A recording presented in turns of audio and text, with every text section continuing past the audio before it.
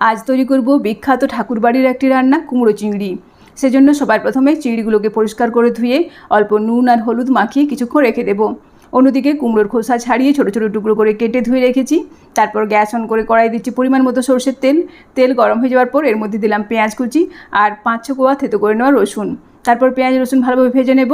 এবার এর মধ্যে দেব নুন হলুদ মাখিয়ে রাখা চিংড়িগুলোকে পেঁয়াজ রসুনের সঙ্গে কিছুক্ষণ ভেজে নেব। চিংড়িগুলোকে পেঁয়াজ রসুনের সঙ্গে ভালোভাবে ভেজে নিয়েছি।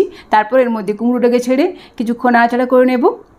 এরপর এর মধ্যে দেব পরিমাণ মতো লবণ, অল্প হলুদের গুঁড়ো আর দেব কয়েকটা চেরা কাঁচা লঙ্কা। আবারও কিছুক্ষণ নাড়াচাড়া করে গ্যাসের আঁচ কমিয়ে ঢাকা দিয়ে কিছুক্ষণ রান্না করব, যাতে কুমড়োটা ভালোভাবে সেদ্ধ হয়ে যায়। কুমড়ো সেদ্ধ হয়ে যাওয়ার পর ঢাকা খুলে নিচ্ছি। তারপর মিডিয়াম আঁচে কুমড়ো চিংড়িটাকে আরও কিছুক্ষণ সময় ধরে নাড়াচাড়া করে নেব, যাতে এর মধ্যে থাকা জলজলে ভাবটা শুকিয়ে যায়।